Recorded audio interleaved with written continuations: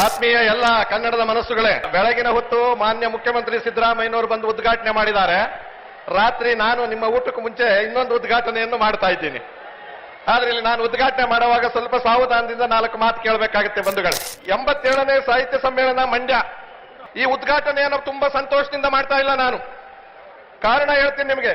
ಒಕ್ಕೂಟದ ವ್ಯವಸ್ಥೆ, federal system, ಬೇಕಾದಷ್ಟು ವಿಭಿನ್ನತೆಯಲ್ಲಿ ಏಕತೆಯನ್ನು ಕಂಡಿರ್ತಕ್ಕಂಥ ದೇಶ.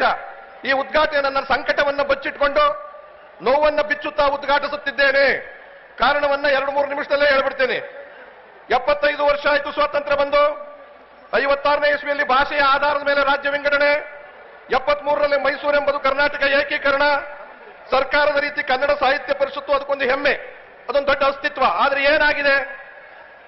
ಆದರೆ ಇಷ್ಟು ವರ್ಷವಾದರೂ ಪೂರ್ಣ ಪ್ರಮಾಣದ ಸಂಭ್ರಮ ಅನುಭವಿಸೋದಕ್ಕೆ ಸಾಧ್ಯ ಇದೆಯಾ? ಎಷ್ಟು ಇಲಾಖೆಗಳು ಕನ್ನಡವನ್ನು ಉದ್ಧಾರ ಮಾಡಕ್ಕೆ, ದೇಶದಲ್ಲಿ ಯಾವುದೇ ರಾಜ್ಯದಲ್ಲಿ ಯಾವುದೇ ಭಾಷೆಯನ್ನು ಉಳಿಸ್ಕೊಳ್ಳಕ್ಕೆ ಇಷ್ಟೊಂದು ಇಲಾಖೆಗಳಿಲ್ಲ. ದುಃಖ ಯಾಕೆ ಹೇಳ್ತಿದ್ದೀನಿ?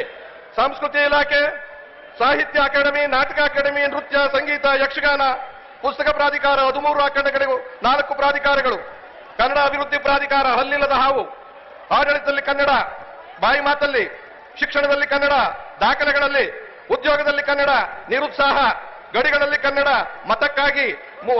ಮತಕ್ಕಾಗಿ ನಾವು ಮಾರಾಟವಾಗಿದ್ದೇವೆ, ಸರ್ಕಾರದಲ್ಲಿ ಕನ್ನಡ ತಾತ್ಸಾರ, ಆಡಳಿತದಲ್ಲಿ ಕನ್ನಡ ಉದಾಸೀನ, ಆಡಳಿತ ಕೇಳಿರಮೆ, ಖಾಸಗಿಯವರು ಚುನಾವಣೆ ಕಾಸಿಗಾಗಿ ಕೊಂಡುಕೊಂಡಿದ್ದಾರೆ, ವಲಸಿಗರಲ್ಲಿ ವ್ಯಾಪಾರಿಗಳಲ್ಲಿ ತಲೆಬಾಗಿರುವುದು ಭಯವೇ ಇಲ್ಲ, ಕನ್ನಡದ ಮೇಲೆ ದಾಳಿ. ನಾಚಿಕೆ ಆಗಬೇಕು ಯಾರಿಗೆ? ನಮಗೆ ನಿಮಗೆ ಅಲ್ಲ, ಅಧಿಕಾರದಲ್ಲಿರುವವರಿಗೆ, ಆಡಳಿತ ನಡೆಸುವವರಿಗೆ, ವಲಸೆ ವ್ಯವಹಾರ ದರ ಇಲ್ಲ ಬದುಕೊಂಡು ಬಂದಿದ್ದವರಿಗೆ. ತಪ್ಪು ಯಾರದಿಲ್ಲಿ? ನೇರವಾಗಿ ಹೇಳ್ತೀನಿ, ಸರ್ಕಾರದ್ದು ತಪ್ಪು.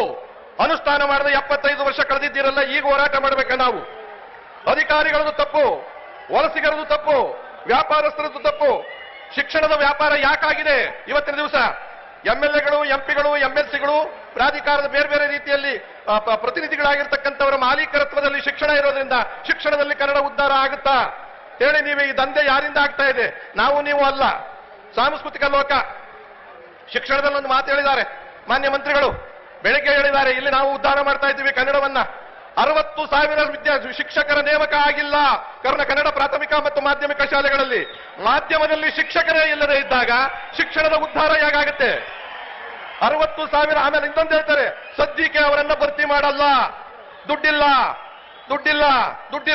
ಕನ್ನಡ ಉದ್ಧಾರ, ಕನ್ನಡ ಉದ್ಧಾರ ಹೇಗಾಗುತ್ತೆ ಅಲ್ವಾ? ಆಂಗ್ಲ ಮಾಧ್ಯಮಗಳ ಹಾವಳಿ, ಕನ್ನಡ ಶಾಲೆಗಳ ಅವನತಿ, ಖಾಸಗಿಯವರ ದಂಧೆ. ಶಿಕ್ಷಣ ಮಂತ್ರಿ ಇದನ್ನ ನಮಗೆ ಹೇಳಿದ್ದಾರೆ. ಇದಲ್ಲದೆ ಗೋರುಚಾರ ಒಂದು ಮಾತು ಹೇಳಿದ್ದಾರೆ ನಿನ್ನೆ ದಿವಸ, ಜ್ಞಾಪಕ ಇರಲಿ, ನಾವು ಯೋಚನೆ ಮಾಡಬೇಕಾಗಿರೋದು. ಡೆಲ್ಲಿಯಲ್ಲಿ ಶಾಲೆಗಳು, ಸರ್ಕಾರಿ ಶಾಲೆಗಳು 100ಕ್ಕೆ 100% ಪರ್ಸೆಂಟೇಜು ರಿಸಲ್ಟ್ ಬರೋದಾದ್ರೆ ಕರ್ನಾಟಕದಲ್ಲಿ 60% ರಿಸಲ್ಟ್ ಯಾಕೆ ಬರ್ತಿದೆ? ವ್ಯವಸ್ಥೆ ಇಲ್ಲ, ಸ್ಕೂಲ್ಗಳಿಲ್ಲ, ಬಿಲ್ಡಿಂಗ್ ಇಲ್ಲ, ಮೇಸ್ಟ್ರ್ ಇಲ್ಲ, ಟೀಚರ್ ಇಲ್ಲ. ಖಾಸಗಿಯಲ್ಲಿ ದುಡ್ಡು ಕೊಟ್ಟು ಓದ್ತಾರೆ, ಅವರು ಪಾಸ್ ಆಗ್ತಾರೆ. ಇವರು 32% ಫೇಲ್ ಆಗಿದ್ದಾರೆ ನಮ್ಮ ಕನ್ನಡ ಮಾಧ್ಯಮದಲ್ಲಿ. ಫೇಲ್ ಆಗೋದು ವಿದ್ಯಾರ್ಥಿಗಳಲ್ಲ, ಪೋಷಕರಲ್ಲ, ಸರ್ಕಾರ ಫೇಲ್ ಆಗಿರೋದು, ವ್ಯವಸ್ಥೆ ಫೇಲ್ ಆಗಿರೋದು, ಅನುಕೂಲ ಫೇಲ್ ಆಗಿರೋದು, ಸೌಲಭ್ಯ ಫೇಲ್ ಆಗಿರ್ತಕ್ಕಂಥದ್ದು. ಈ ವಿಚಾರವನ್ನ ಸರ್ಪ್ಲಸ್ ಬಜೆಟ್ ಕೊಟ್ಟು ಕೇಜ್ರಿವಾಲ್ ಅವರ ವಿಚಾರವನ್ನ ಪ್ರಸ್ತಾಪ ಮಾಡಿದ್ದಾರೆ. ಕೇಜ್ರಿವಾಲ್ ಮಾಡಕ್ ಸಾಧ್ಯ ಇದೆ ಡೆಲ್ಲಿಲಿ, ಸಿದ್ದರಾಮಯ್ಯನವರೇ ನಿಮಗೆ ಯಾಕೆ ಸಾಧ್ಯ ಇಲ್ಲ? ಸಿದ್ದರಾಮಯ್ಯನ ಮಂತ್ರಿಮಂಡಲದಲ್ಲಿ ನಿಮಗೆ ಯಾಕೆ ಸಾಧ್ಯ ಇಲ್ಲ? ಹೇಳಿದ ಮಾತಂತೆ ನಡೆಯಕ್ಕೆ. ಸರ್ಕಾರದ ರಿಸಲ್ಟ್ಗಳು ನೋಡಿ, ನಾವು ಮಕ್ಕಳ ಮೇಲೆ ಹಾಕ್ತೀವಿ ಫೇಲ್ ಆದ್ರು ಅಂತ. ಸ್ಕೂಲ್ ಇಲ್ಲ, ಬಿಲ್ಡಿಂಗ್ ಇಲ್ಲ, ಕಟ್ಟಡ ಇಲ್ಲ, ಮೇಸ್ಟ್ರ್ ಇಲ್ಲ, 60,000. ಅವ್ರು ಯಾವ ರೀತಿ ಮಾರ್ಕ್ಸ್ ತೆಗಿಬೇಕು? ಸರ್ಕಾರಿ ಶಾಲೆಯನ್ನು 35% ತಗೊಂಡವನೇ 100ಕ್ಕೆ 100 ತಗೊಂಡಂಗೆ ಅನುಕೂಲ ಇಲ್ಲದೆ ತಗೊಂಡಿರ್ತಾರೆ ಅವರು. ನೀವು ಅದನ್ನು ಯೋಚನೆ ಮಾಡಬೇಕಾಗಿದೆ. ಫೇಲ್ ಆಗಿರೋದು ನೀವು, ಹುಡುಗರ ಕಾರಣ ಅಲ್ಲ, ಪೋಷಕರ ಕಾರಣ ಅಲ್ಲ, ಮತ್ತೆ ವ್ಯವಸ್ಥೆ ಕಾರಣ. ಅದಾದ್ಮೇಲೆ ಅವರಿಗೆ ನಮ್ಗೆ ಒಂದು ಹೇಳ್ತೀನಿ, ಕನ್ನಡ ಅಭಿವೃದ್ಧಿ ಪ್ರಾಧಿಕಾರ ಇದೆ, ನಾನು ಇದ್ದೆ 6 ವರ್ಷ. ಏನು ಬೇಕಾದ್ರೂ ತಪ್ಪು ಹುಡುಕ್ಬೋದು, ಶಿಕ್ಷಕರು ಅಧಿಕಾರ ಇಲ್ಲ. ಶಿಕ್ಷೆ ಕೂಡ ಅಧಿಕಾರ ಇಲ್ಲದೆ ಇದ್ಮೇಲೆ ಅಧಿಕಾರಿಗಳು ಶಿಕ್ಷಿಸೋರು ಯಾರು, ದಂಡಿಸೋರು ಯಾರು? ಮುಗಿಸ್ತಾ ಇದ್ದೀನಿ, ಯೋಚನೆ ಮಾಡಬೇಡಿ. ನೋಡಿ, ಅವ್ರದ್ದು ಸ್ವಲ್ಪ ಸರ್ಕಾರಕ್ಕೇನೋ ಚಿಗುಟ್ಟಿದ್ದಿಲ್ಲ, ಬೇಡ ಅಂತ ಹೇಳಕ್ ಬಂದವ್ರೆ. ಬೇಡ ಹಂಗೆಲ್ಲ ಆಗಲ್ಲ, ಹೇಳ್ಬೇಕಾದ್ ಹೇಳಲೇಬೇಕಾಗುತ್ತೆ. ಅಲ್ರಿ, ಹುಡುಗರು ಫೇಲ್ ಆಗ್ತಾರಲ್ಲ, ನೀವು ಸ್ಕೂಲ್ ಸರಿಯಾಗಿ ಇಟ್ಟಿದ್ರೆ ಹುಡುಗರು ಯಾಕೆ ಫೇಲ್ ಆಗ್ತಿದ್ರು? ಯೋಚನೆ ಮಾಡ್ಬೇಕಲ್ವಾ? ಅಪ್ಪ ಅಮ್ಮನ್ ಬೈತೀವಿ, ಮಕ್ಕಳು ಬೈತೀವಿ, ಮಕ್ಕಳೆಲ್ಲ ಓದ್ತಾರೆ, ದೊಡ್ಡ ಶಾಲೆಗಳಲ್ಲಿ ಲಕ್ಷಾಂತರ ಕೊಟ್ಟು ಹೋಗ್ತಾರೆ. ಆಮೇಲೆ ಇವತ್ತು IAS ಆಗೋರು ಯಾರು, IPS ಆಗೋರು ಯಾರು, ಇಂಜಿನಿಯರ್ ಆಗೋರು ಯಾರು, ಡಾಕ್ಟರ್ ಆಗೋರು ಯಾರು? ನಮ್ಮನೆ ಹಣ್ಣು ಮಾರೋರ್ ಮಕ್ಕಳ, ನಮ್ಮನೆ ಗಾರೆ ಕೆಲಸದ ಮಕ್ಕಳ, ಇವ್ರ ಮಕ್ಕಳು, ನನ್ನ ಮಕ್ಕಳು, ಮುಖ್ಯಮಂತ್ರಿಗಳ ಮಕ್ಕಳು, ಆ ತರದವ್ರ ಮಕ್ಕಳು. ಇದನ್ನ ತಪ್ಪಿಸ್ಬೇಕು. ನಮ್ಮಲ್ಲಿ ಜ್ಞಾನ ಇಲ್ವಾ, ಬುದ್ಧಿ ಇಲ್ವಾ? ನಮ್ಮ ವಿದ್ಯಾರ್ಥಿಗಳಿಗೆ ಬುದ್ಧಿ ಇದೆ, ದುಡ್ಡಿಲ್ಲ. ಅದನ್ನ ಸರಿ ಮಾಡಿದ್ರೆ ಮಾತ್ರ ತಕ್ಷಣ ಶಾಖೆ ಅನುಕೂಲ ಆಗುತ್ತೆ. ಹಂಪಿ ಯೂನಿವರ್ಸಿಟಿ ಏನಾಗಿದೆ? ಕನ್ನಡಕ್ಕೋಸ್ಕರವೇ ಹುಟ್ಟಿದ್ದು ಹಂಪಿ ಯೂನಿವರ್ಸಿಟಿ ಮುಚ್ಚೋ ಸ್ಥಿತಿಗೆ ಬಂದಿದೆ. ದುಡ್ಡಿಲ್ಲ, ದುಡ್ಡು ಕೊಡಲ್ಲ ಸರ್ಕಾರ. ಆ ಕಡೆ ಕನ್ನಡದ ಹಂಪಿ ಯೂನಿವರ್ಸಿಟಿ ಮುಚ್ಚಬೇಕು, ಇಲ್ಲಿ ಸಾಹಿತ್ಯ ಪರಿಷತ್ ದುಡ್ಡು ಮಾಡಿ ವಿಜೃಂಭಣೆಯಿಂದ ಓದ್ತಾ ಇದ್ದವರಿಗೆ ಏನು ಪ್ರಯೋಜನ ಆಗುತ್ತೆ? ಒಂದು ಶಾಸ್ತ್ರೀಯ ಭಾಷೆ 2008ರಲ್ಲಿ ನಾನೇ ಅಪ್ರೂವ್ ಮಾಡಿಸ್ಕೊಂಡು ಬಂದಿದ್ದೆ ಅಭಿವೃದ್ಧಿ ಪ್ರಾಧಿಕಾರನಾಗಿ. ತಮಿಳುನಾಡಲ್ಲಿ 400 ಕೋಟಿ ಖರ್ಚು ಮಾಡಿ ಉದ್ಧಾರ ಮಾಡಿದ್ದಾರೆ. ಇಲ್ಲಿ ಜಾಗ ಇಲ್ಲದೆ ಇಂದು 16 ವರ್ಷ ಆದ್ರೂ ಹುಟ್ಟೇ ಇಲ್ಲ. ಸತ್ತಂತಿಹರನ್ನು ಬಡಿದೆಚ್ಚರಿಸಿ, ಸತ್ತಂತಿಹರನ್ನು ಇವ್ರನ್ನಲ್ಲ ಸರ್ಕಾರವನ್ನು ಬಡಿದೆಚ್ಚರಿಸಿ. ಮುಖ್ಯಮಂತ್ರಿಗಳೇ, ಈ ವೇದಿಕೆ ಮೇಲೆ ನಿಮ್ಮ ಕನ್ನಡದ ಅಭಿಮಾನಕ್ಕೆ ಬಹಳ ಸಂತೋಷ ಪಟ್ಟಿದ್ದೀನಿ. ಆ ಅಭಿಮಾನಕ್ಕೋಸ್ಕರವಾಗಿ ಇವೆಲ್ಲವನ್ನು ಅನುಷ್ಠಾನ, ಇಲ್ಲಿ ಆಗುವಂತ ಅನುಷ್ಠಾನ ಇನ್ನೊಂದಾಗಿದೆ. ಮೊನ್ನೆ ಯಾವ್ದು ಗೊತ್ತಾ? ಲೆಕ್ಸೋಗ್ರಾವಿಟಿ ಅಂತಂದ್ರೆ ನಿಘಂಟು ಶಾಸ್ತ್ರ ಅಂತ.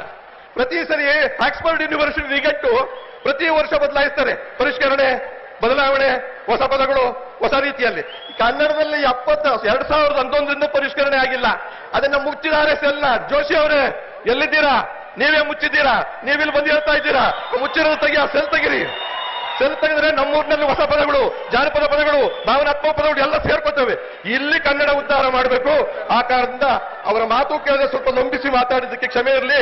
ಇಲ್ಲಿ ತಗೊಳ್ಳುವ ನಿರ್ಣಯ ನೆಕ್ಸ್ಟ್ ಇಯರ್ ಆಗೋದಾದ್ರೆ ನಿಮಗೆ ಮತ ಕೊಡ್ತೀವಿ ಅಂತ ಹೇಳಿ, ಇದ್ರ ಮತ ಕೊಡೋದಿಲ್ಲ ನಾವು, ಇದನ್ನ ಈಗ ಸಾಯಿಸಬೇಕಾಗುತ್ತೆ ಅನ್ನೋ ಮಾತನ್ನು ಹೇಳ್ತಾ, ಇದು ಮಾನ್ಯ ಮುಖ್ಯಮಂತ್ರಿಗಳಿಗೆ ಇವ್ರ ಮುಖೇನ ತಲುಪಲಿ.